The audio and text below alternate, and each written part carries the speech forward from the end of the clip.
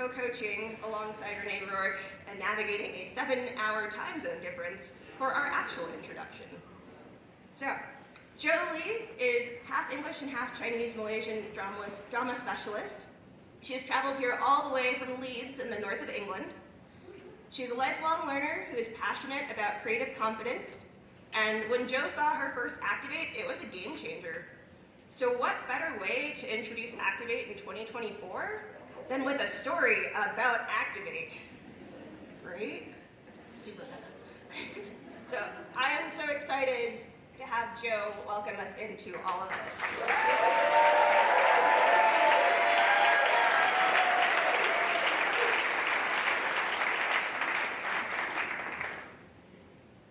Hands up if this is your first Activate. A particular welcome to you. Hands up if Activate is one of your favourite parts of the conference. Me too. Hands up if you're not quite sure what to expect right now. Let me prepare you with my story. This is a very special space, where speakers go through a journey of self-reflection with the support of amazing coaches, sharing a part of themselves to activate this community. For me, it consolidates the honesty and the bravery that this conference provides. If you're like me, you have experienced and looked forward to Activate several times. For others, many, many times. Every time is different. Almost 2 years ago, I experienced my first Activate at the YMCA in Black Mountain, North Carolina. I had no expectations of that conference. I hadn't thought about it at all. My husband Tom was on the board and suggested that we travel to America together and that I join in. The timing couldn't have been better. Let me take you back to 2020. During the pandemic, I was in lockdown in Abu Dhabi. I had been teaching overseas for many, many years and enjoying expat life. However, psychologically, there is a big difference between choosing to be away from home and being forced to be away from home. Lockdown restrictions meant that I didn't see my family for over 18 months, and a lot had changed during that time. The birth of my niece, my dad's Alzheimer's diagnosis, and for me, the start of an existential crisis.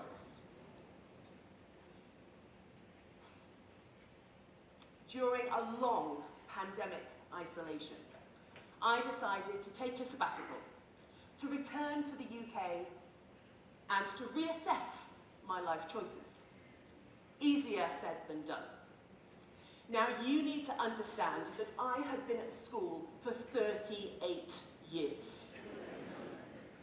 I went to school to university, from university to teacher training, and then back to school where I taught as a drama teacher for over 20 years in the UK, Malaysia, and the Middle East.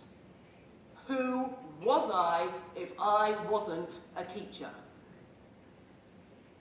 All of this meant that when I left Abu Dhabi and returned to my hometown of Leeds in the north of England, it was a big deal.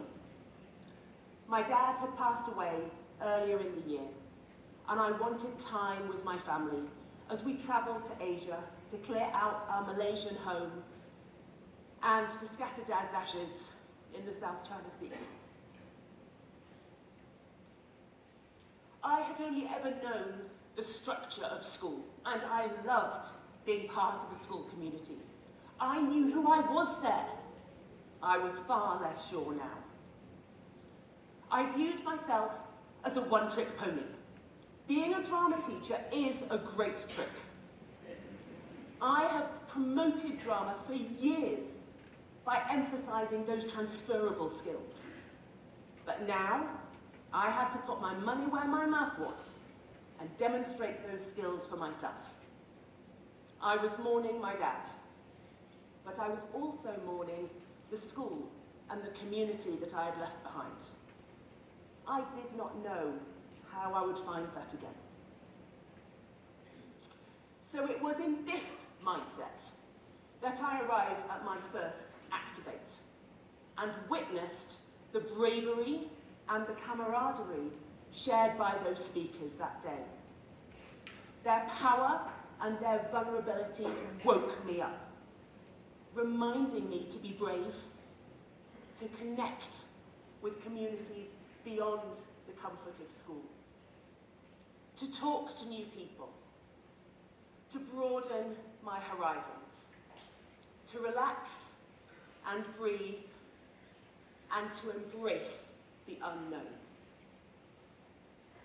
And therefore it is with great pleasure that I welcome you to Activate today and hope that the sharing of us here on this stage may inspire you all too. I invite us all to broaden our horizons, to relax and breathe, and to embrace the unknown. And I'd like you to join in with me here. I'll say it first, and then I'd love for you to echo it if you feel comfortable. Broaden our horizons. Broaden our horizons. Relax and breathe. Relax and breathe. And embrace the unknown. Embrace the unknown. Thank you.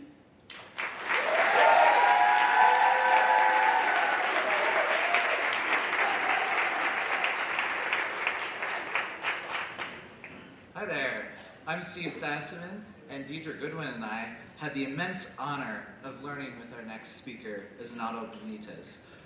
Asnoldo would like to begin by emphasizing the formative landscapes of both his and his parents' youth. From the Intermountain West, including the western slope of the Teton Range, the Snake River Plain, and its volcanic basalt aquifer, to the northern tip of South America, Lake Maracaibo, a large tidal bay of the Caribbean Sea, and the Maracaibo lowlands. Asnoldo considers himself a deep thinker, reflective participant, and committed community member. A youth empowerment educator who infuses naturalist conservation and recreation. Asnoldo earned a Master of Science in Natural Science Education and Environmental and Natural Resources from the University of Wyoming. In his free time, he bikes, hikes, cooks, plays in the surrounding waters, and dreams of curious worlds that could be. Join him now in a journey of self-discovery.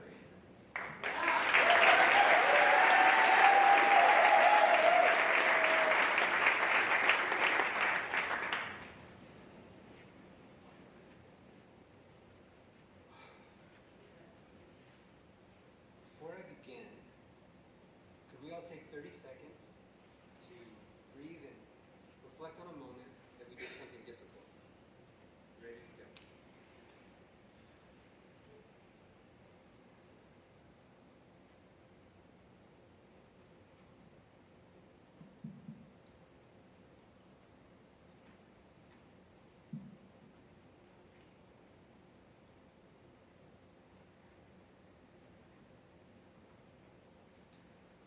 Thank you.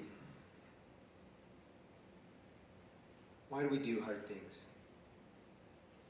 There I was, at the end of grad school, on the phone with a friend, talking about what our areas of study were and summer employment. He told me about an opportunity on the Wind River Reservation at a place called the White Buffalo Youth Prevention Center. I met every requirement but one. You see, the center wanted to provide holistic youth programming for their youth from a staff that were living examples of healthy habits. Being that alcohol was such an issue with their demographic, they wanted their outdoor program coordinator to have been 2 years sober. Now, social drinking in the outdoor and grad school community is such a norm. I'd never really considered it. But that day, in the summer of 2019, I had one of those moments. One of those moments we've all had, where we know we're about to do something challenging, but well worth it. So I told him on the phone, I'll do it. I'll start right now, 2 years. We both chuckled knowing who knows where we'd be in 2 years if there'd be funding for this position, if it even mattered. But that was 4 years ago. In that time, I've been consecutively sober for 3 years. I took a break to see what I was missing. Turns out not much. Now I drink at a wedding and other social milestones. But that isn't the story I want to share today. Sobriety's cool and all, and I love that for us when we're actively practicing. If you're on that path, keep going. Today I want to share what I put in place of that. What someone told me is the magic in the mundane. Can you hear me still? All right. This past summer, I was canoeing with a friend, doing a canoe camp out. We rowed across the lake, got to our campsite, had dinner, set everything up, went for a little hike. And on this hike, we found a red asparagus-looking plant. Instantly, I knew it as pine drop. My friend says, actually, I think I've heard this called coral root. So between the two options, we turned to our trusty mountain flower guide. And sure enough, it's Pacific coral root. Did you know that coral root is an orchid? My mind was blown. Here we were in Grand Teton National Park in the northwest corner of Wyoming, on the other side of a lake at the base of a mountain 7,600 feet. And we were in the company of a beautiful forest orchid. Now previously I'd assumed orchids only grew in jungles, greenhouses, and Walmart supercenters. Love it.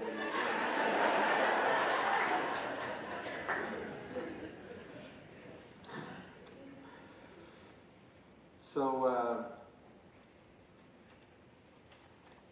on another hike, recently here in Estes Park, I just moved here, and started working at Eagle Rock.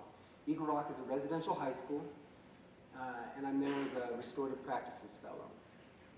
Eagle Rock is located on several acres of rocky conifer terrain. So one day after work, I'm off on a hike, and sure enough, smack dab in the center of the trail is coral root. And I feel greeted by an old acquaintance.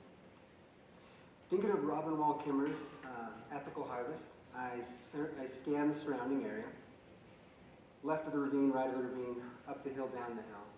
I couldn't find any more. This was the only coral root in the area. I visit often, and I look forward to the summer when this coral root blooms again. Here's some interesting facts about orchids. Orchids are one of the oldest flowering families of plants. They've been found all over the globe, and experts believe this means that orchids were here before the continents separated. Orchids are also the largest family of flowering plants, meaning there are more orchids than there are mammals and birds, right? Orchids will bloom for hours or months. Orchids can get as old as 100 years. The smallest orchid is the size of a dime, and the largest orchid can weigh several hundred pounds. Orchids are symmetrical, perfectly folded down the center, 2 equal parts. Now when I read this, it reminded me of this idea of midlife. I just turned 40 this year, and while it doesn't feel like midlife, I'm shooting for 90 plus. It has dawned on me, though, that someday soon, if it hasn't already passed, I'll reach the middle of my life. The center of my calendar, my life folded in half.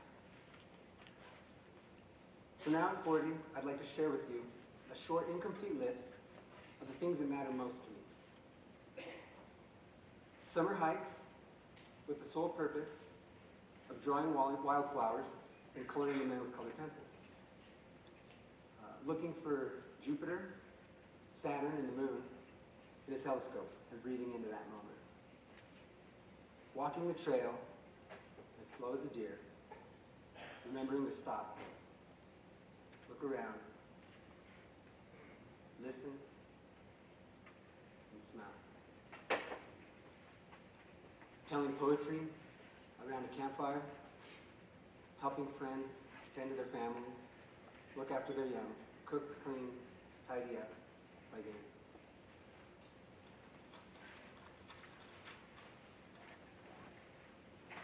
Dipping into rivers and lakes, and imagining a cool, refreshing through line connecting me to my ancestors' joy. Being sober was an opening, an invitation to open the backpack of my life, to look at everything that I had and decide what I wanted to keep and what I was ready to let go of, and make space for what matters most, the magic in the mundane. So on another call with another friend, we're talking about a unique place and position that we all know and have passed by without recognition. Something we call the place of vantage. So imagine you're hiking. Imagine you're on the trail and you're going somewhere for that charismatic scenery. When you get there, take a minute to look around and find the magic. Remember that this is the deciding moment, the symmetry in your day, the moment of pause that you use to take in that view. Next time you're there, ask yourself, what hard choices have you made to get you to that specific place and time? Thank you.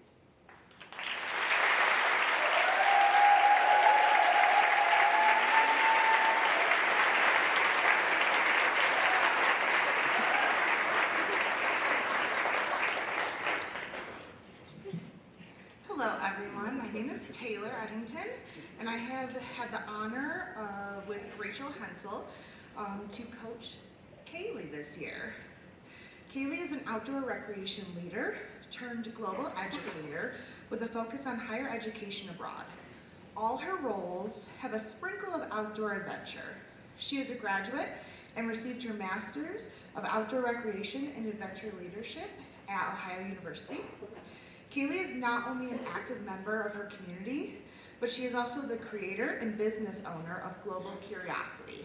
She is a lover of pasta, art, and roller skating. Kaileigh's story contains content of death and an unusual coincidence with Fridays. It's my honor now to present Kaileigh.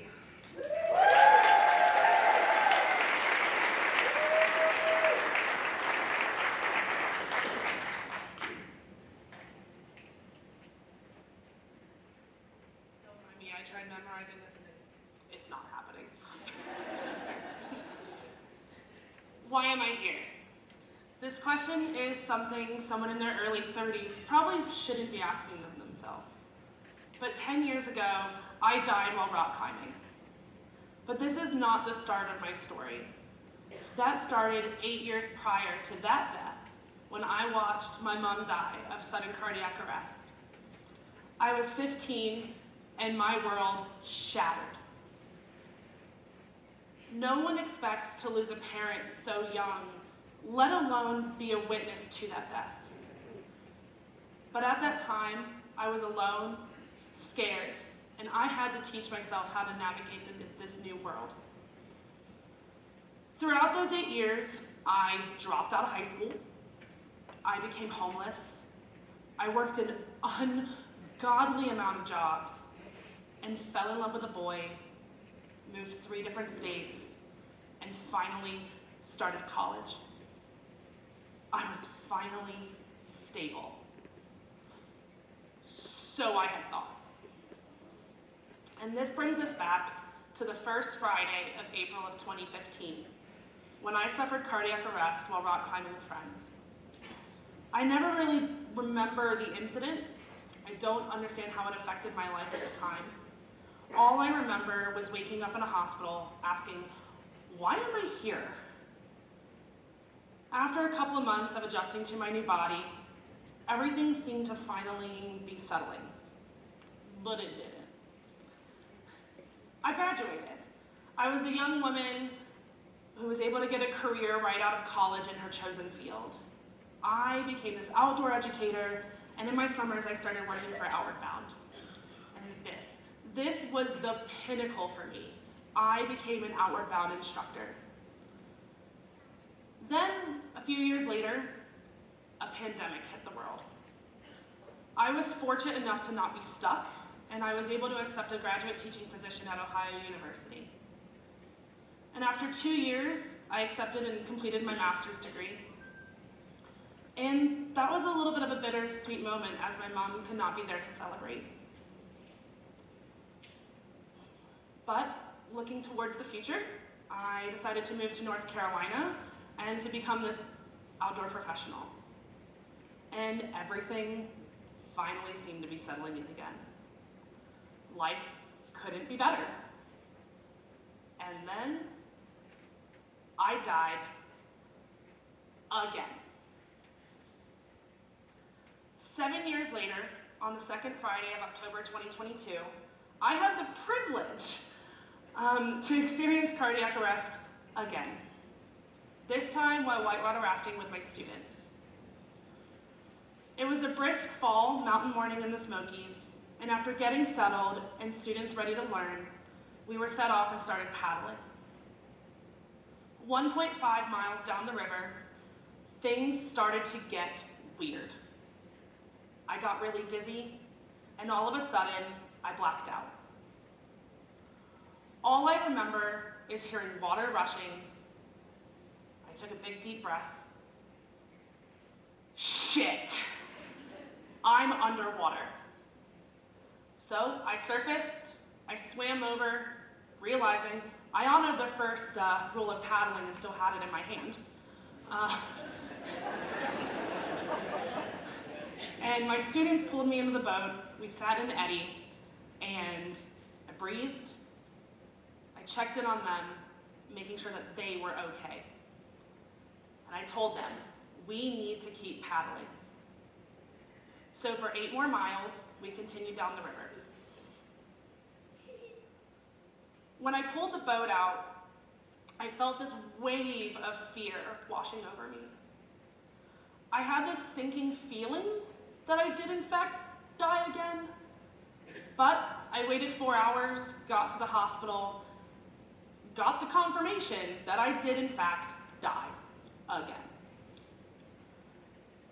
12 years of education, work, and field time down the drain.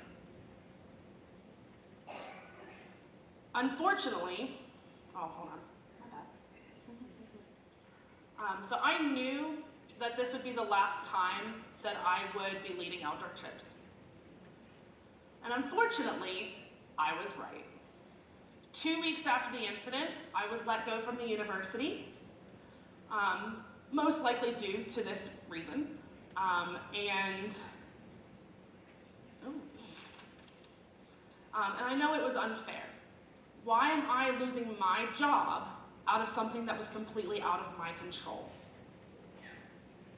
I realized I was now jobless, about to be homeless again. But what can I do?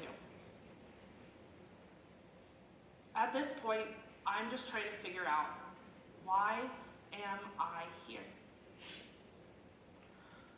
So, in the summer of 2023, I decided to run away from my problems, hop on an airplane, and spend some time away from my so-called crazy life. I find myself in Florence, Italy. After a few weeks to unwind, I sat on this weathered stone bench in the bustling piazza. This air was infused with sweet aromas of wine and focaccia. In front of me stood the Santa Maria de Fiori, also known as the Duomo, with its intricate facades of pink, green, and white marble towering towards the sky. I sat, and time seemed to just melt away. The world reduced to sounds of that piazza. and I closed my eyes. And when I opened, the world stopped. At that moment, I realized it was the first time my mind was blank. No longer thinking of my next move, job, or task. My mind was free.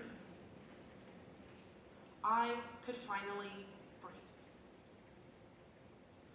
Maybe it helps when you don't understand the language. So I began to sift through my thoughts, trying to make sense of everything that has unfolded in my life. It wasn't just the death of my experiences that weighed on me. It was the loss of my mother. Her absence was a void that echoed in every corner of my life. So I started to look at things a little bit differently. I started journaling, pouring my thoughts on the pages, and unearthing feelings I apparently tucked away for a very long time. I wrote about my fears, my regrets, and the weight of grief. But alongside that darkness, I also discovered gratitude, a deeper appreciation for the moments that I still have. I started to notice the smaller things, the way the sun flickered through the city streets, the warmth of friends embracing. Each day became a very small victory, a testament to my tenacity and gratitude. I realized that life was about the moments that bring joy. And so I asked myself, why am I here? I think I'm here to help others, just like my mother. She was the kind of glue of the community. I'm here to continue her legacy, in my own way, of course. So let's go back to Friday, 2 weeks ago. I'm back on that weathered stone bench in Florence, Italy, this time with a new sense of gratitude and curiosity. I'm here. I am so lucky to have the privilege to be back. And I ask myself again, why am I here? Staring at the Duomo, I know I'm here for something bigger than myself. The fear of death no longer weighs on me, but it is the driver of curiosity to explore more about the world, myself, and the people around me. Life is about the connections that you make, the relationships that you build, and the energy that you put into the world. I no longer live in fear of death, but I face it head on with passion, friendship, and curiosity. So, why am I here? This question is not the end of my story, but it's the beginning of each day. I will always be here, still wondering why. Thanks.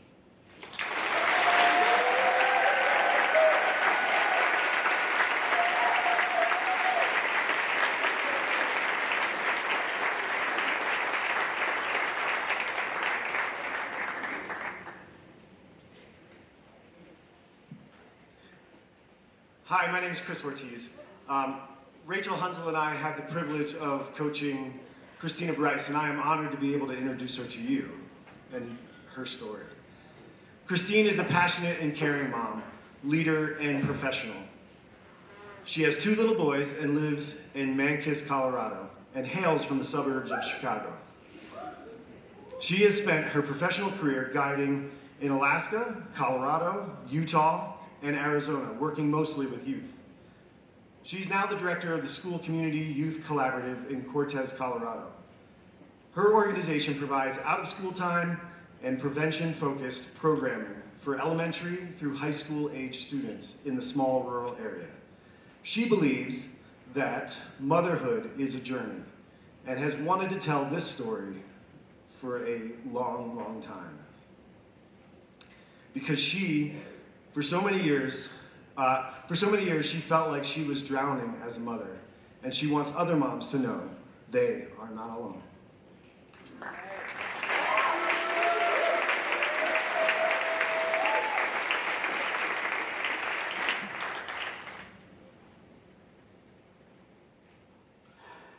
Okay.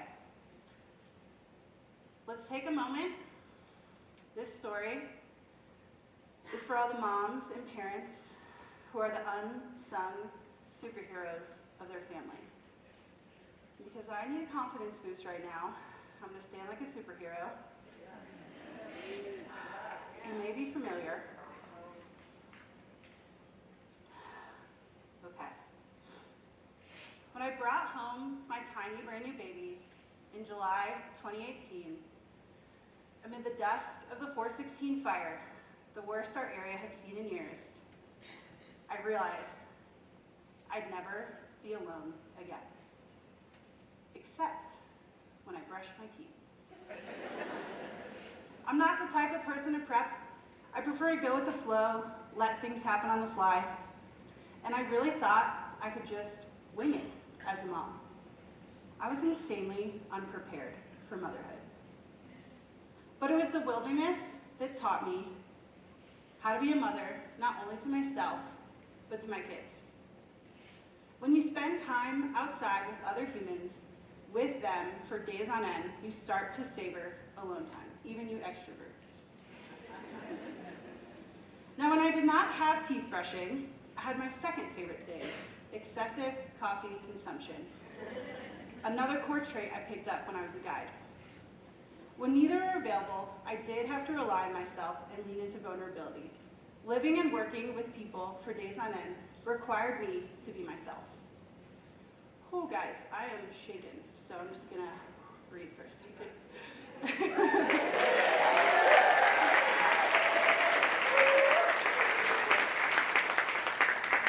The other day, my youngest said to me, "Mom, what does love mean?" This, coming from a kid who tells me multiple times a day that he loves me, was a shock.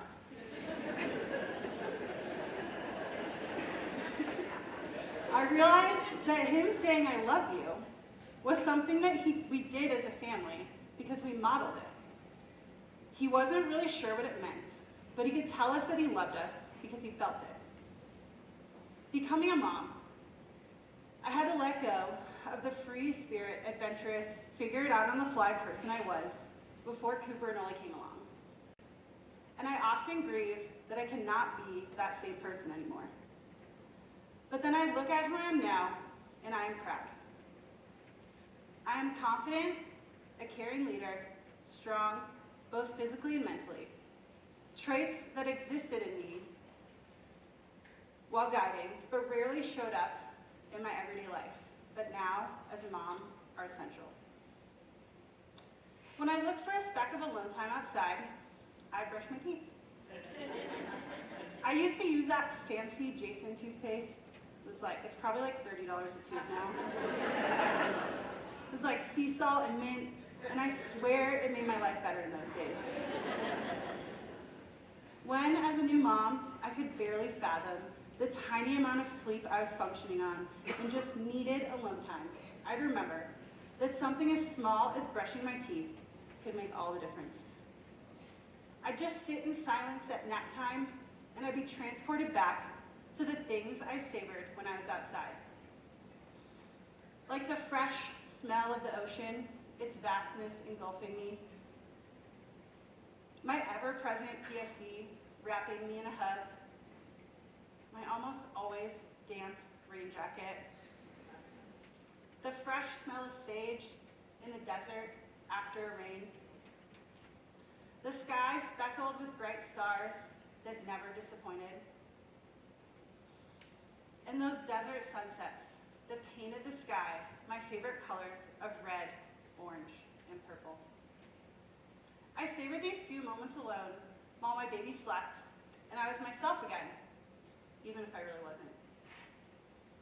I used to think that going to the woods for 41 days was hard, until my life was consumed with the early days of motherhood.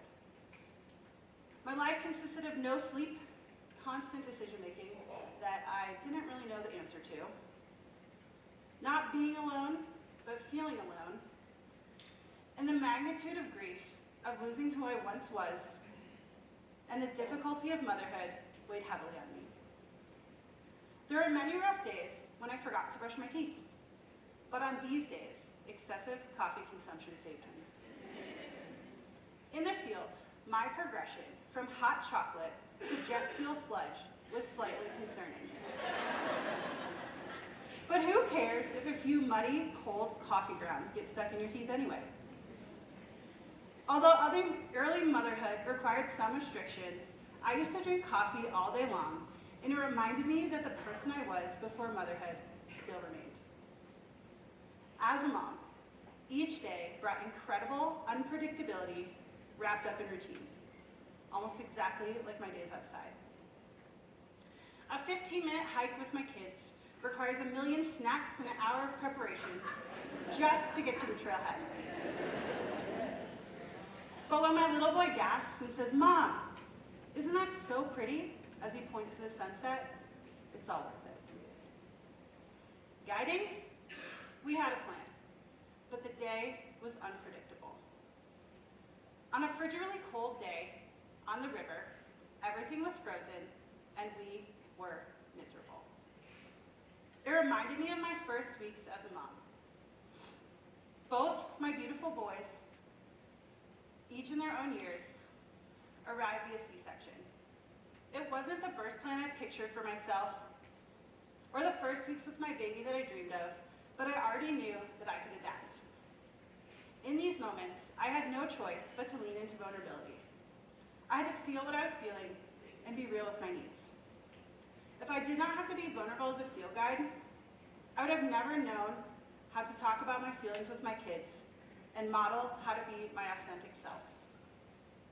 Being outside taught me that the little things can be big, like brushing your teeth with an expensive toothpaste can create a tiny pocket of alone time, and that excessive coffee consumption can bring you great joy.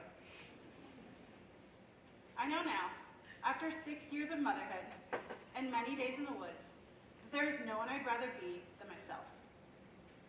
Becoming a mom and spending time outside taught me to slow down, be vulnerable, be prepared, all at the same time. When I have questions about life, I look to the outdoors because I know she's okay with me not having all the answers, and I never feel judged. Now that I've figured out motherhood in the outdoors, can someone help me with grief?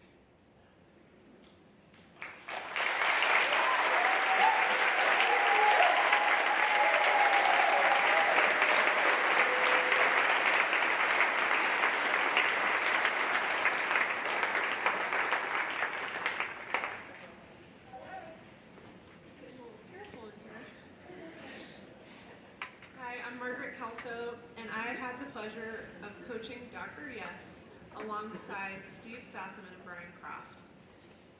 Karen is a professor of psychology at Colorado State University, Pueblo. She coordinates an interdisciplinary experiential learning program which promotes human flourishing through creative expression. Her professional passions drive her to explore fringe topics. For example, she's teaching a paranormal psych class this semester. She also carries her creativity into her personal life on a large scale. She's built her own straw bale house and art studio. It's been a privilege to get to know Karen over the last few months. I've come to know her as a wildly infectious source of joy and a deep well of wisdom and compassion. Karen's story is one of jumping 2 feet into a new adventure with bravery and an open mind. It's a pleasure to welcome Karen Yescavage to the stage.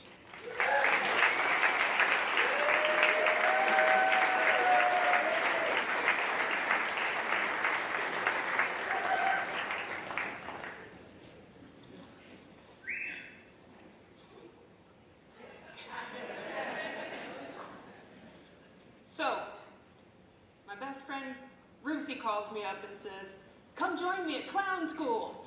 And I'm like, yeah, that sounds like a lot of fun. I love making people laugh. I got a quick wit. So I excitedly tell my husband, my favorite audience, "Going to clown school, going to clown school. Gonna learn to be funnier at clown school." He's like, "Babe," and I'm like, "What? Are you sure you know what you get yourself into?" "That's gonna be fine. Going to clown school." So, fly out.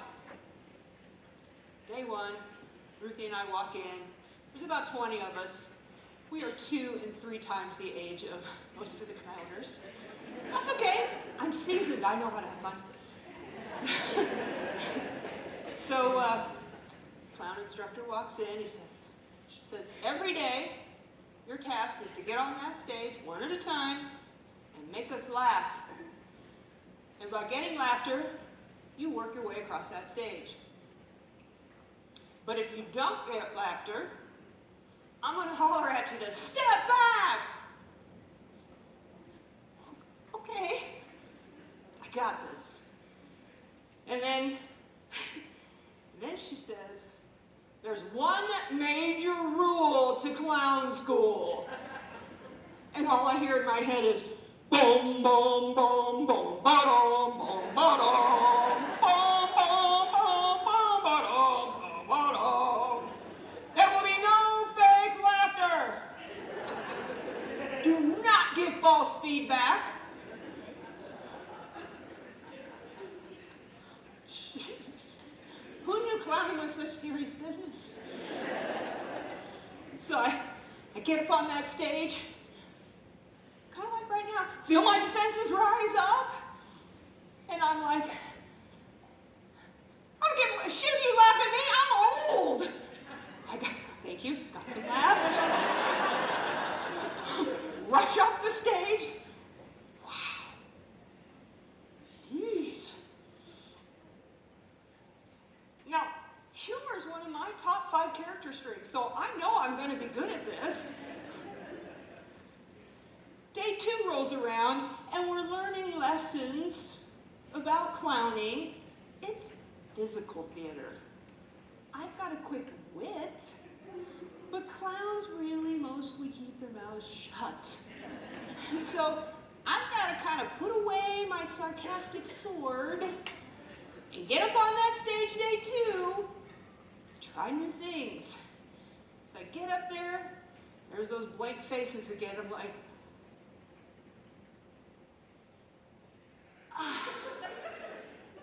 Reminds me of the morning I stepped out and there was this huge rattlesnake at my front door.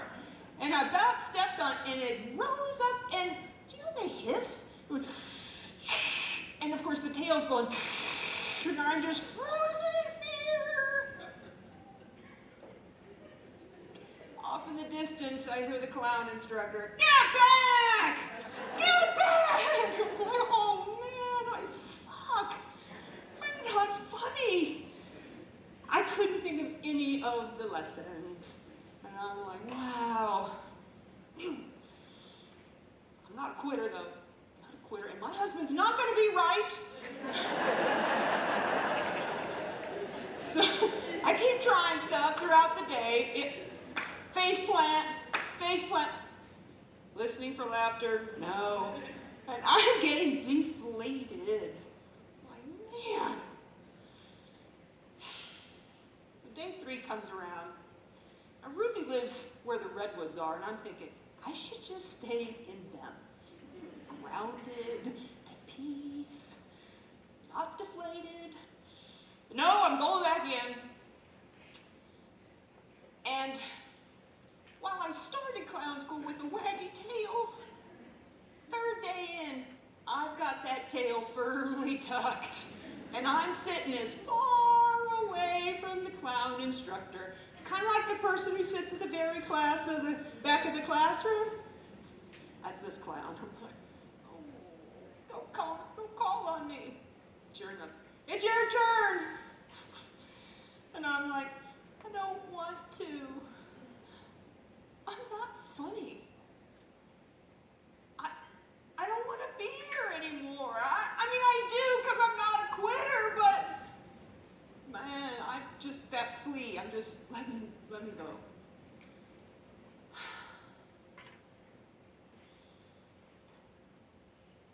Lord Vader walks across the room to me and says, full of empathy, can I give you a hug? Because she sees the tear of the sad, lonely clown. I'm just like, yes.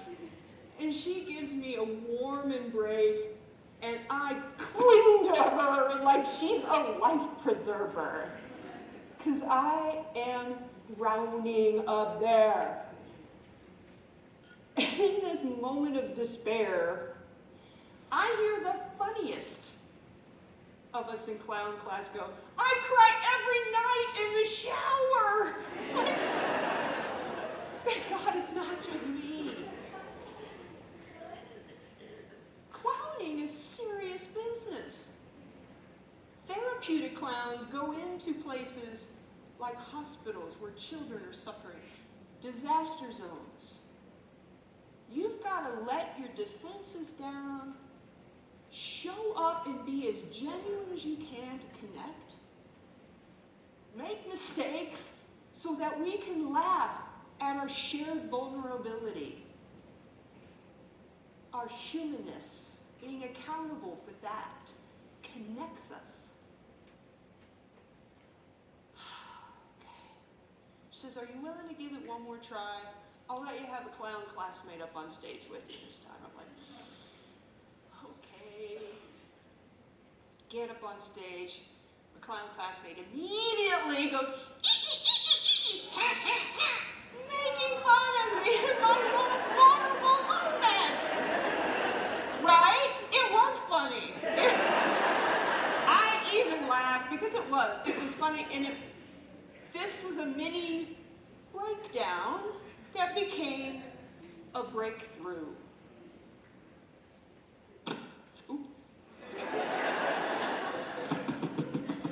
That's what's going on in here. And so I was like, wow, okay. This is something. I mean, who goes to clown school, flops, has a fear response, a fight, freeze, almost flight, humiliates themselves, and decides to tell a room full of people about it? This bozo, that too. Because you know why? I may not have made a lot of people laugh at clown school, but I earned this right to this nose, damn it.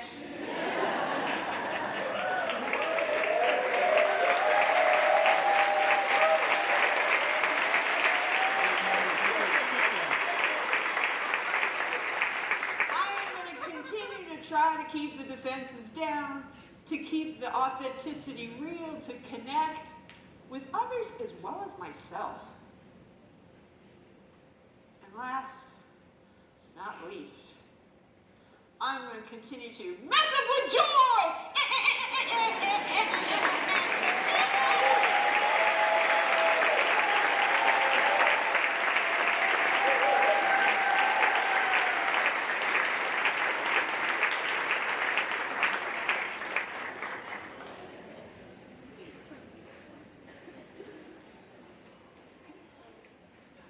Oh.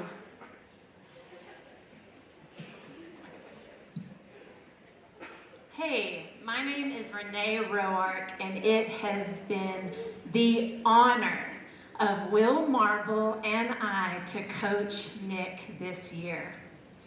Nick Magle-Haberek is the co-founder of Adventure Therapist LLC and owner of his private practice, Movemental Well-Being. He is passionate about the fields of adventure therapy, experiential education, and rubber chicken wizardry. Throughout his career, he has logged hundreds of days in the wilderness, on the ropes course, and off the therapy couch. Outside of his work, he is a runner, hiker, mountain biker, paddler, skier, group juggle enthusiast, and nature lover. Living in the seacoast of New Hampshire, Nick is a husband and father to 2 kids, 1 dog, 3 cats, 24 chickens, and a few thousand honeybees. Nick's story is about finding resilience after an experience that includes gun violence in a school setting. It is an absolute honor to welcome Nick to the stage.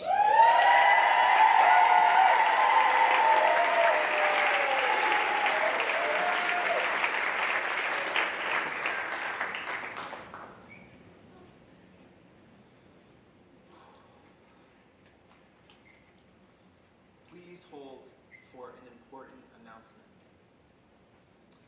I find these calls to be so frustrating.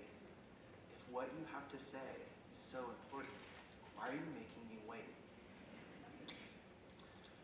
But somehow, when it was the worst phone call that I've ever gotten in my life, I didn't hang up. I had no idea how much that phone call would teach me about what it means to be resilient, about what it means to bounce back when something bad happens. I'm sure by now you're all like, wait, what was this important announcement? Please hold. Before we get too far, I want to share a couple words that describe me. Husband, father, dog dad, therapist, adventurer, and runner. Well, maybe we'll call that running. It's kind of more like jogging, walking sometimes. It's a hard label for me to step into.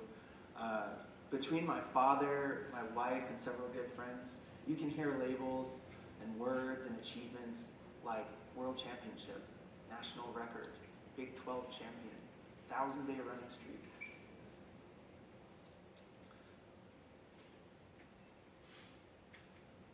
I tell you this because it illustrates a little bit about how I approach the world. I wrestle and grapple with labels and words and definitions. See, I know enough of the nuances of the human running stride that I can have a solid debate with myself as to whether or not what I do is running or jogging, or as my high school teammates used to call it, the Haberek shuffle. One thing is for sure, what I experience as running is not the same as what I grew up around. The thing that I am passionate about is adventure therapy. I absolutely love watching those amazing moments of overcoming when my clients tackle some challenge with resilience and grit. Sometimes though, when the work gets really hard, I take on a little bit too much of their stuff and I shoulder the load. That's a situation that leads to burnout and overwhelm. And that was my baseline on the day of the phone call. Remember that, the phone call? Please hold for an important announcement.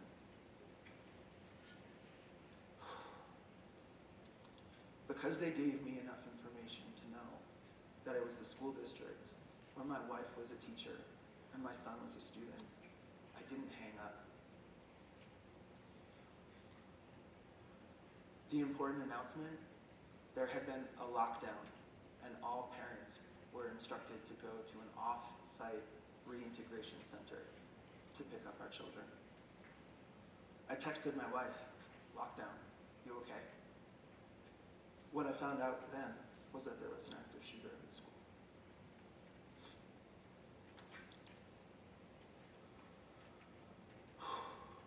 In that moment, I was a runner. What I was running to, what I wanted to run to, was to be in between my family and the danger. What I ended up running to was a gymnasium full of hundreds of parents anxious for details about their loved ones.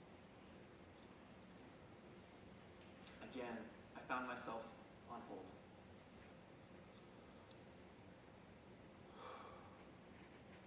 Aside from the reassurance that my family was lucky that day, and not all were, you don't really need the rest of the details. I'm not going to share. You've seen the interviews. You've seen the news footage. I'm not here to trauma dump. I'm here to talk about what happens after the fact. I'm here to talk about resilience.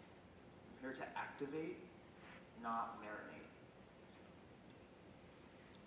Afterwards, as people started hearing about what happened, I realized 3 important things. The first one is that people think that therapists secretly squirrel away the good stuff for ourselves.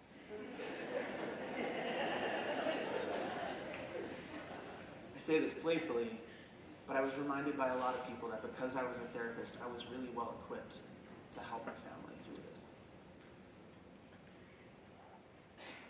I heard that as an invitation to shoulder the load, and in this case, it was more than I could carry. We therapists get a break for a reason. After the shooting, there wasn't really a place to escape all the stress of my family, and so I felt it accumulate. And it accumulated on top of the burnout that I was already talking about. Number 3, definitions aren't definitive.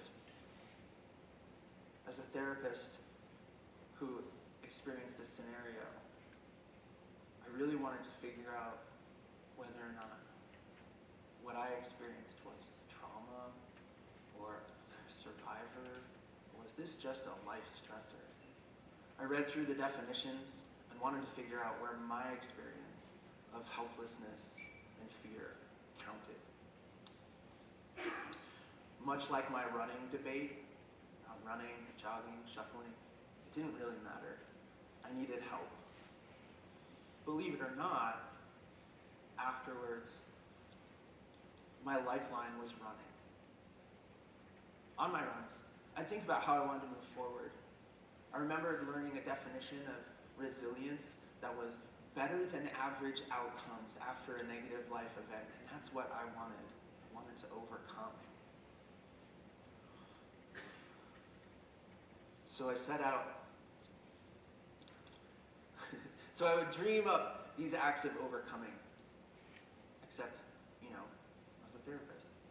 I had the good stuff squirreled away.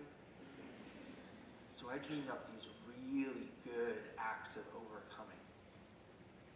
In my mind, they always looked like this. Like all the photos in the exhibit hall right now.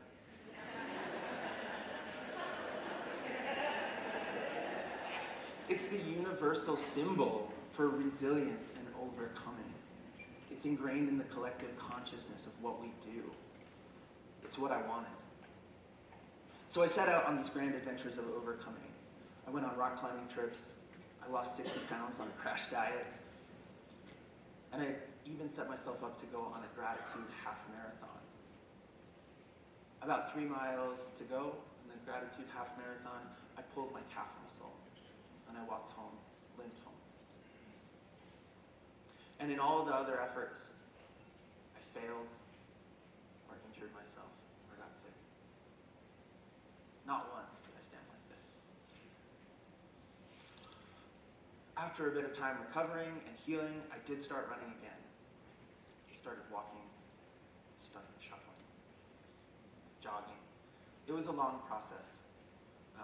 Ultimately, I re-injured that calf several times. It was a frustration that changed my focus from some lofty goal of overcoming to just listening to my body and doing the best I could each day with joy. And eventually it dawned on me. In the process of overcoming, I'd fallen into the trap of overdoing. But resilient isn't a verb. It's not something you do, it's something that you are. What had started as PT for my calf ended up being therapy for my experience of the shooting. Turns out I had squirreled away some of the good stuff for myself.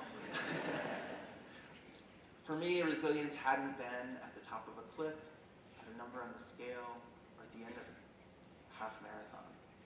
Resilience was believing that healing could happen, giving it a try, even without better than average outcomes. And it's true, y'all, I never stood like this. But I think that we actually have that all wrong as a celebration. Celebrating resilience shouldn't be saved for mountaintops or finish lines. If we only celebrate resilience in moments of accomplishment, we miss the opportunity to acknowledge it when it's happening. So consider this now with this ball. Is it resilient and at its apex? No. It's resilient the moment it changes direction. Resilience happens at the low point. And that was supposed to be the end of my speech.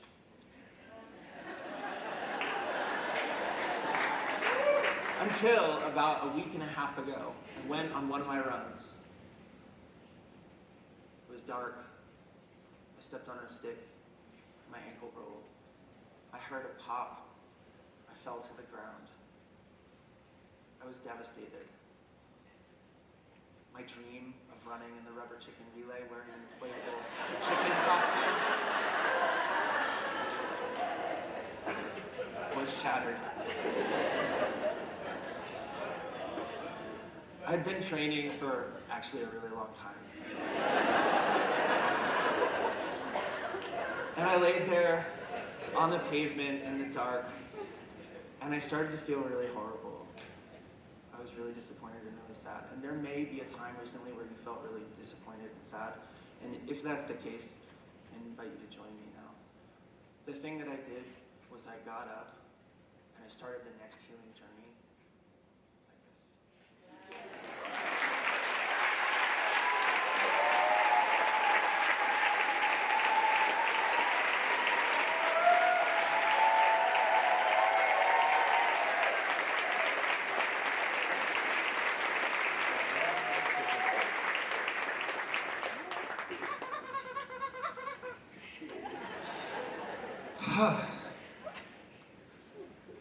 Knew I brought those for a reason.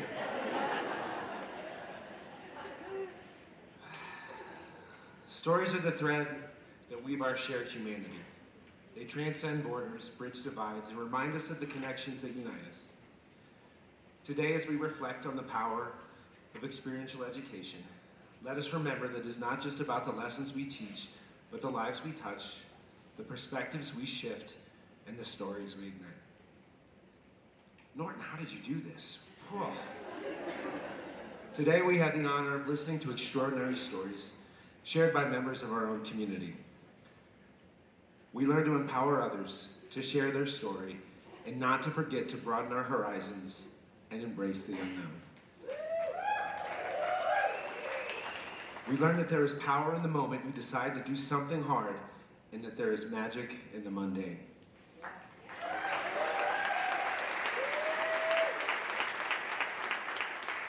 We learn to live and lead with curiosity and not fear.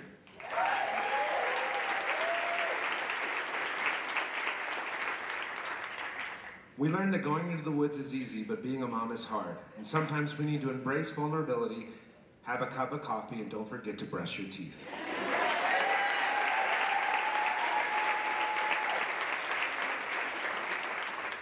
We learn to be authentic, to let our pretenses and defenses down, show up, connect with others, and above all else, mess up with joy.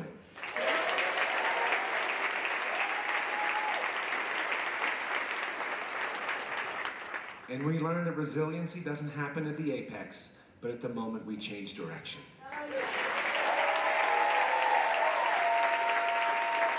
Please give our incredible speakers a round of applause.